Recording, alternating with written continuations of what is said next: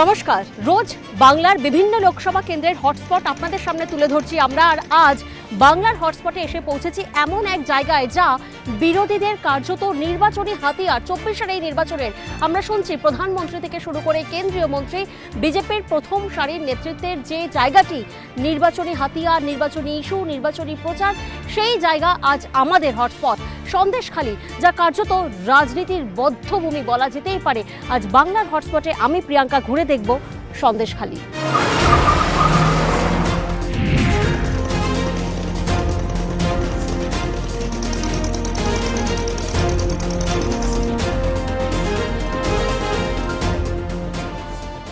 সন্দেশখালীর ফেরিঘাটে এসে পৌঁছেছি। কি অবস্থা এখানে একবার জানার চেষ্টা করি। দাদা, কেমন পরিস্থিতি এখন এখানে? পরিস্থিতি এখন মোটামুটি শান্ত আছে, কিন্তু ভিতর দিয়ে মিটিং হচ্ছে, হুমকি দিচ্ছে।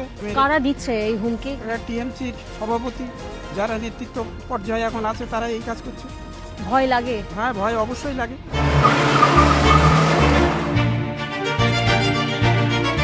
সন্দেশখালী ফেরিঘাটে নেমে আমরা টোটো করে যাচ্ছি এখন সন্দেশখালীর বিভিন্ন জায়গা ঘুরে দেখব, কারণ কার্যত এই এলাকায় আমরা দেখেছি যে এসপি থেকে শুরু করে ডিআইজি অফিসার থেকে শুরু করে প্রত্যেকেই কিন্তু টোটো করে গেছেন, কারণ এখানে গাড়ি যায় না। ফেরিঘাটের ওই পারে গাড়ি রেখে ফেরিঘাট থেকে আমরা টোটো করে এবার একবার ঢু মেরে আসি সন্দেশখালীর প্রত্যেকটি ঘরেও আমরা কথা বলে দেখব।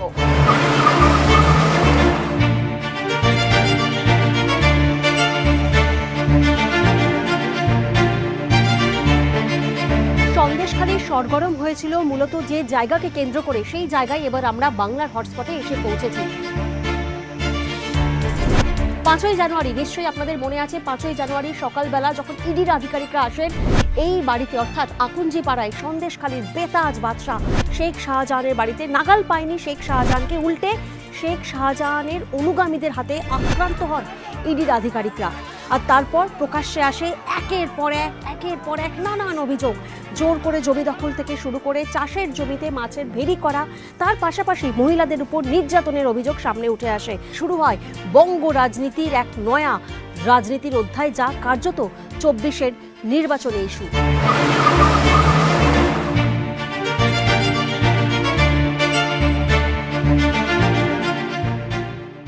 সন্দেশখালীতে এসে পৌঁছেছি, আর যে সন্দেশখালীতে একাধিক অভিযোগ, ভুরি অভিযোগ সামনে উঠে এসেছে, সেই সন্দেশখালীতে আমরা সামনে আসতেই, মিডিয়ার ক্যামেরা দেখতেই বেশ কিছু অভিযোগ ফের একবার সামনে নিয়ে আসছেন এখানকার স্থানীয়রা। কি তাদের অভিযোগ চলুন একবার শোনা যাক। দাদা, আপনি ক্যামেরা দেখেই বেশ কিছু অভিযোগ জানাচ্ছিলেন, কি অভিযোগ? এই জমি জায়গা সব কেড়ে নিয়েছে, এখন জমি চাষ করতে পারছে না। আপনারা অভিযোগ জানিয়েছিলেন এই যে পুলিশের এখানে যে ক্যাম্প দেওয়া হয়েছিল, সিআইএর ক্যাম্প, পুলিশ তো বহু অভিযোগ জমা পড়েছিল, কিন্তু পুলিশ নেয় না। আপনারও জমি ছিল? হ্যাঁ, আমারও ছিল জমি। হ্যাঁ, সেই জমির ওপরে মোটামুটি এই সব সাজানো এরা সব নিয়ে গিয়ে মোটামুটি পার্টির থেকে বন্টন করে দেয়। প্রশাসনের কাছে গেলে প্রশাসন বলে আমরা এখন পাচ্ছি। এখন পরিস্থিতি কেমন এখানে? এখন সব ঠিকঠাক? মোটামুটি ঠিক আছে, মোটামুটি ঠিকঠাক আছে, এখন কোনো অসুবিধা নেই। পুলিশ প্রশাসনের দিক থেকে সব রয়েছে। আচ্ছা, আগে ব্যবসা যেরকম হতো, তারপর দেখা গেছে যে এই যে 5ই জানুয়ারি এই তুলকালাম একটা পরিস্থিতি হলো, তারপরে কি ব্যবসায়, মানে এখানকার পুরো মার্কেটের কথাই বলছি, সন্দেশখালী, মানে ব্যবসাতে কোনো বদল সেক্ষেত্রে? ব্যবসা চলছে, ভালোই চলছে মোটামুটি। এখন মানুষ একটু জমে গিয়েছিল, এখন মোটামুটি সব ঠিক আছে।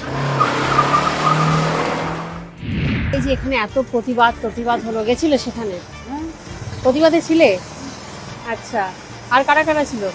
অনেক, সব এলাকার তোমরা সবাই ছিলে?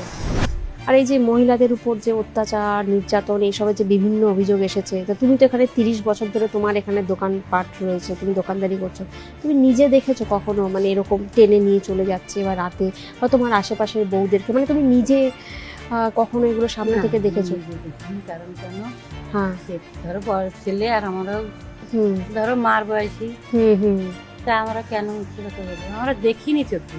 আচ্ছা, ওই পাড়ায় তো ওর অফিসটা, ওই পাড়ায় না, ওই পাড়ায় অফিস, কিন্তু কি করেছে না করেছে আমরা জানি, তোমরা দেখোনি, কিন্তু এমনি জমি দখল, দোকান দখল এগুলো হয়েছে। এই 72 জন আন্দোলনকারী মহিলাদের যে টাকা পয়সা দেওয়া হয়েছিল, অ্যামাউন্ট কি ছিল? 2000 ভিডিও আছে। সন্দেশখালীর পাশা বদলে আচমকাই বদলে গিয়েছে এখানকার সমীকরণ।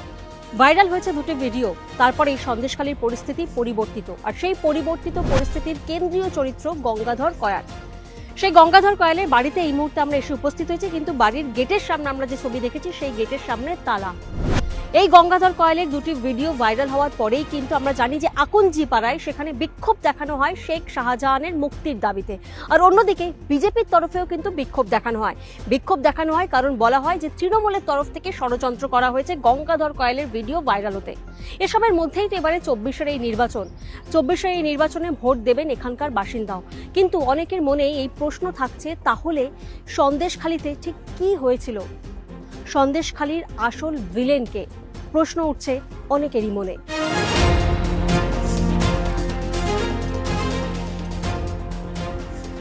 গঙ্গাধর কয়ালের বাড়িতে আমরা এলাম, কিন্তু সেখানে তালা। আশেপাশে যারা রয়েছেন ওনাদের সাথে একবার কথা বলে দেখি। দাদা, গঙ্গাধর কয়ালকে লাস্ট কবে দেখা গেছে এলাকায়? ঘটার আগে অবধি দেখা গেছে, মানে ভিডিওটা ভাইরাল হওয়ার কিছুদিন আগে পর্যন্ত দেখা গেছে। আচ্ছা, এই যে ভিডিও ভাইরাল হলো, মানে কোনোদিন এরকম মনে হচ্ছে, সন্দেহ হয়েছে যে কাউকে আসতে দেখা বা অচেনা কেউ এসেছেন এরকম? উনি তো পার্টির দায়িত্বে ছিলেন, এখন তো সব সময় মানুষজন আসা যাওয়া করতেন। হ্যাঁ, আচ্ছা। পার্টির নেতারা, কর্মীরা আসা যাওয়া করতেন। এই যে ভিডিওটা ভাইরাল হয়েছে, সেটা তো অনেকে বলছে যে চক্রান্ত, আবার সেই ভিডিওতে আবার দেখা গেছে অন্য ঘটনা। তাহলে কি সেই ভিডিওটার সত্যতা রয়েছে? এই ভিডিওটা সম্পর্কে কি বলবো, এটা এখন বিচারাধীন আছে। তবে আমরা এটা 100% শিওর যে এটা পুরো চক্রান্তভাবে ফাঁসানো হয়েছে গঙ্গাধর কয়ালকে।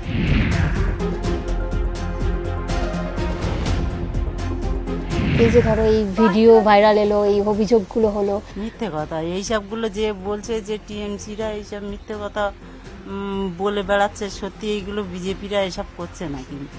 আচ্ছা, এখানে এই যে বলা হয় যে মহিলাদের নির্যাতন, অত্যাচার, এগুলো কখনো মানে তোমরা নিজেরা চোখে দেখেছো? যেরকম পাশের বাড়ির বউকে বা এরকম ডেকে নিয়ে যাচ্ছে, মানে নিজেরা দেখেছো চোখে? রাতের অন্ধকারে আমরা তো বাইরে বেরোই না, অতটা আমরা বলতেও পারবো না। আচ্ছা, ম্যাডাম শুনেছো যে মানে ধরো এই যে আন্দোলনটা হলো, আন্দোলনের আগে এত কিছু যে আন্দোলন জানুয়ারি মাস থেকে চলছে, সেই আন্দোলনের আগে কখনো এরকম শুনেছো যে আশেপাশের থেকে কান্নাকাটি হচ্ছে, যেরকম রাতে মহিলাদের উপর অত্যাচার, নির্যাতন? অনেক কিছু কানে আসে কিন্তু আমরা প্রকাশ করতে পারি না। আচ্ছা আচ্ছা, আগেও এগুলো আন্দোলনের আগেও শুনেছিলে? শুনেছি, কিন্তু আমরা প্রকাশে আনতে পারি না, আমাদের ভয় আছে জীবনে। আমরা তো বাঁচতে হবে, আমাদের বাপের বাড়ি এখানে, শ্বশুর বাড়ি এখানে, আমরা কোথায় যাব? কোথাও আমাদের যাওয়ার জায়গা নেই।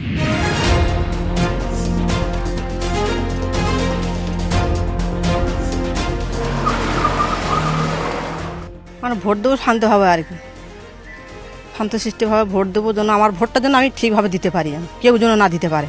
আমার ভোট আমিই দেবো, কোথায় দেবো না দেবো সে আমি দেবো। আর এলাকার বাকি মহিলারাও প্রত্যেকে ভোট দেবেন, সবাই যে যার ভোট জন্য নিজের ভোট নিজেরাই দেবে, কোনো আতঙ্ক নেই না।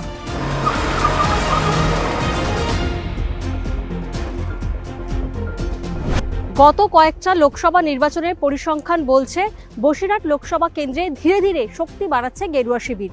আর 21-এর বিধানসভা নির্বাচনের পরিসংখ্যান বলছে এখানকার সবকটি বিধানসভা কেন্দ্রেই একচ্ছত্র দাপট তৃণমূলের। এই হেন পরিস্থিতিতে সন্দেশখালীর মতন গরম ইস্যু, যে ইস্যুকে নির্বাচনী হাতিয়ার করেছে বিজেপি, সন্দেশখালীর সেই ইস্যুকে শান দিয়ে কি খেলা ঘোরাতে পারবে বিজেপি? নাকি তৃণমূলের রাজনীতিবিদ, তৃণমূলের পোর খাওয়া রাজনীতিক হাজী নুরুল ইসলামে ভরসা রাখবে সন্দেশখালীর স্থানীয়রা? কি বলছে সময় বলবে। চৌঠা জুন।